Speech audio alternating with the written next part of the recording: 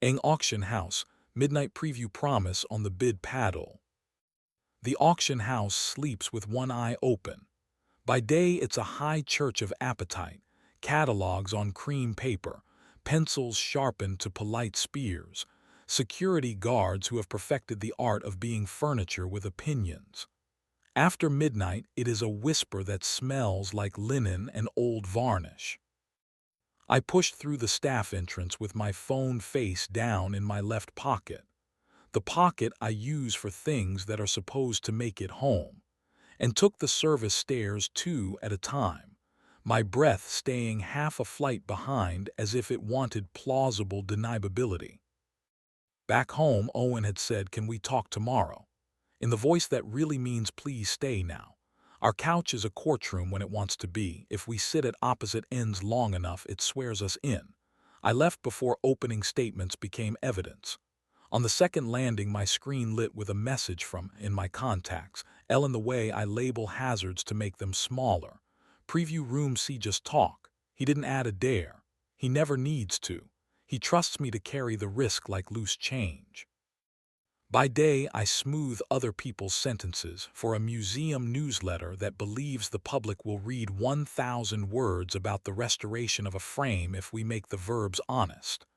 By night, I try not to turn my own sentences into weapons. Owen and I keep a code that works when we remember it. T means come here. You awake. Means I'm scared. Tomorrow means not yet, but don't go far. Levi drifted back into my orbit 2 months ago when our museum loaned a small storm of paintings to his auction house. He walked me through the crates with the confidence of a man who has rehearsed gentle. His laugh sounded like a glass agreeing to be set down gently. He didn't ask for anything. That was how I started bringing him everything. Preview Room C was the size of a decision you could ruin your life with and pretend to blame the lighting. A chandelier waited like a promise that had learned manners.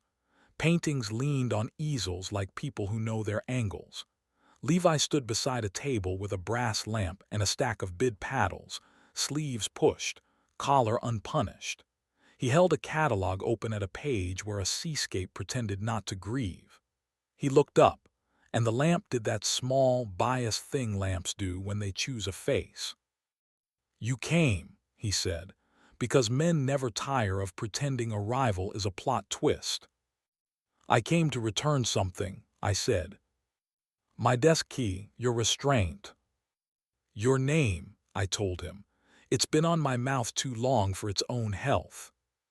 He placed a blank bid paddle on the table and set a fine pencil on top, the kind catalogers use when they're trying to be exact without making anyone bleed. "3 words," he said. "Why are you here?" "3 words is cruel," I said. "That's why they work." He angled the paddle so the light made a small, clean stage. "No speeches in this room. The frames will think we're negotiating with them." I wrote proud at breakfast. Beneath it, smaller like a fuse I might or might not light, touch before arguing.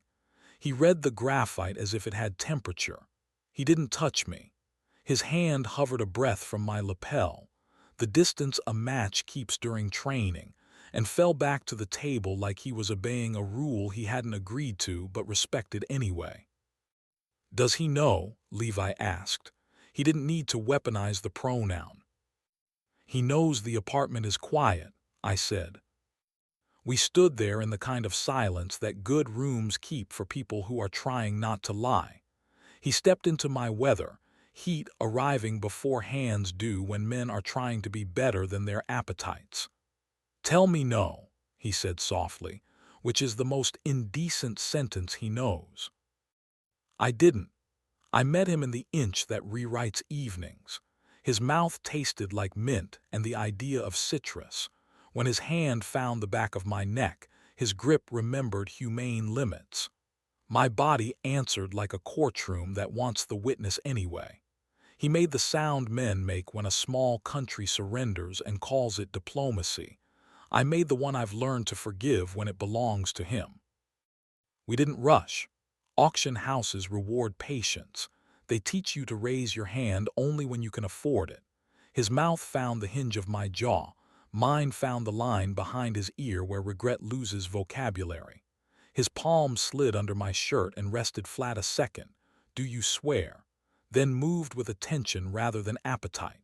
He guided my hand down with the steadiness of someone who respects tools. I closed my fingers and he exhaled against my mouth a truth nobody paid to hear. He reached for me and I let him. We stayed quiet because oil paint prefers pros. A security camera in the corner pretended to be asleep. "We already cheated," he said when breath remembered its job. "We cheated the first week we started telling each other the truth before we told it at home." "I know," I said, and two landscapes beside us kept their weather to themselves. He folded the paddle and slid it into my left pocket with ceremonial slowness. His thumb traced my wrist once and chose not to stay. He stepped back the moral inch that passes inspection. "I booked a room across the street," he said, not triumphant. "Weather report, not prophecy. Refundable. We could stand at the window and not touch for 60 seconds to prove we remember ceremony. We could keep the do not disturb honest." "I'm tired of being clever," I said. "Clever's a reserve price," he said. "Looks noble, just keeps the bidding from being embarrassing. Accurate is the hammer."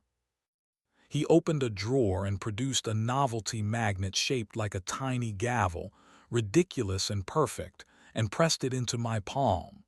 "For your fridge," he said. "Cold helps letters behave."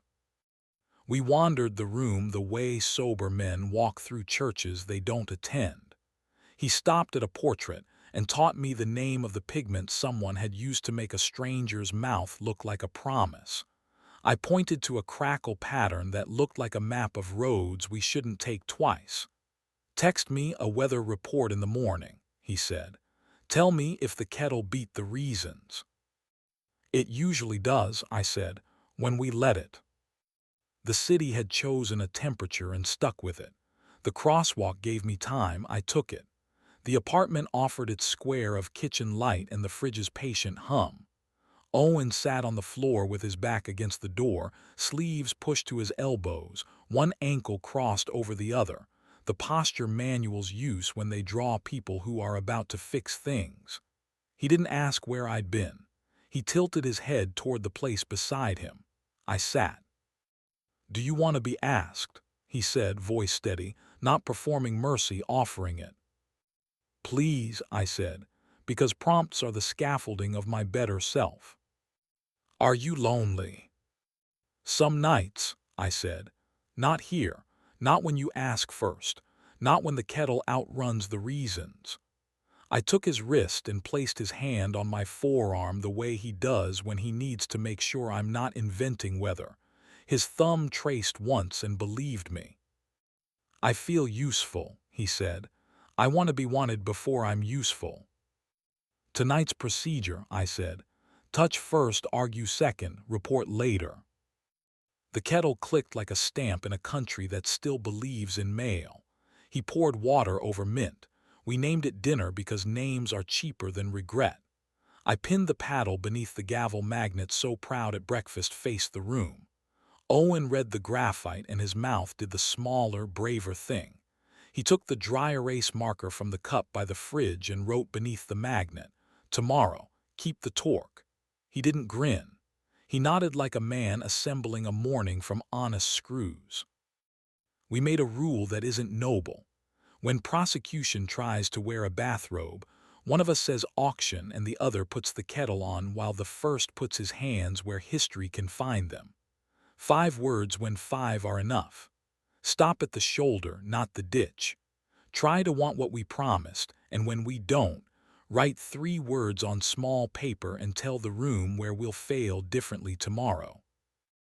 Days do what days do when you are trying to be an amateur human with professional consistency. The paddle in my pocket learned the shape of my left hand. Paper learns its carriers, so does guilt. On the late bus, I drafted messages to no one that began "I didn't ask" because I thought that counted as kindness and ended "May your breakfast go right."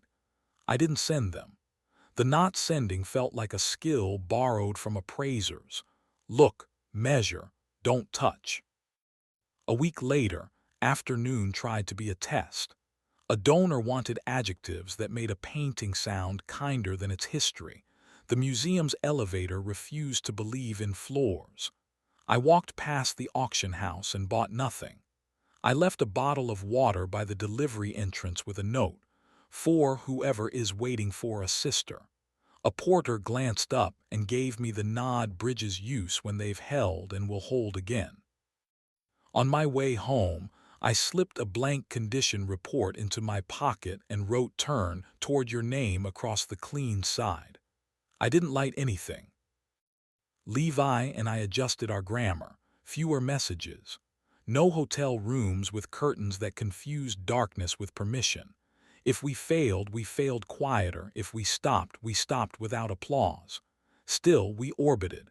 He sent a photo of a lot number chalked on a crate with my initials hidden in the chalk dust. I replied with steam curling over 2 mugs and Owen's unshowy script under the magnet, torque. We flirted by provenance. We confessed by estimates. The night storms made the river serious. A skylight at the auction house remembered its age. Levi texted, "Leak above preview C, need hands, no ladder I trust." I was 4 blocks away and too willing. We dragged plastic sheeting over a pair of landscapes and talked to the rain like it owed us a receipt. The chandelier clicked to itself as if practicing applause. When the water calmed, Levi leaned against a crate, breath gone polite again, and looked at me as if he'd decided to forgive me for asking him to be human. He kissed me with a hunger that didn't apologize. My back met the edge of the crate, his hand found my hip. Somewhere a dehumidifier thought about duty. We didn't rush. We mapped mercy with our mouths and rehearsal with our hands. His palm slid under my shirt and paused. "Do you swear?" Then moved with deliberate grammar. I bracketed him with a grip he could leave without proving anything. He reached for me and I let him. We stayed quiet because the room had been kind and deserved the courtesy. "We're bad at quitting," he said into my collar. "We're good at failing differently," I said into his jaw. He laughed once, stubborn and soft, and rested his forehead on mine. "Text me a weather report in the morning," he said. "Tell me if the kettle beat the reasons." "It usually does," I said, "when we let it." Owen met me at home with the posture of a question he had decided not to sharpen. He smelled like lemon oil and a decision that didn't yet have paperwork. He asked, hungry, without turning it into a trial. We ate toast as if it had been newly invented. After, he wrote under the magnet, "Ask before leaving." I wrote, "Hold me first." We signed with our names, ridiculous and effective. On a Tuesday that felt unromantic enough to be brave, I told him the whole inventory. Levi's name, the rooms, the way desire had taught me to file feelings under temporary. He did not arrive dressed as a saint or a judge. He said, "Stay while you learn the thing you say you want to learn, but don't make me the hallway where you pass through to somewhere more dramatic." Breakfast became a place with rules. No phones at the table. No rehearsed cruelty before coffee. No pretending tomorrow is a closet where tonight can hang unexamined. I turned the paddle over and added 3 new words in morning handwriting that looked like it had slept. "Choose the hard." Owen watched me write and didn't ask for a receipt. Levi and I shrank the orbit. Fewer doorways with expensive doorknobs. No corners that smelled like varnish and gave us ideas about bravery. He sent a still of the empty rostrum after a long sail, captioned "Stayed." I hearted it and didn't go. He hearted the heart and let it sit there like a lot that passed without shame. On a day when the river behaved and the sky didn't, I watched a preview crowd drift from painting to painting with the particular appetite of people who believe owning beauty makes it moral. I stood behind the rope like a penitent and left a stack of museum guest passes on a bench with a note, For whoever is waiting for a sister. I went home and put on water. The kettle beat the reasons.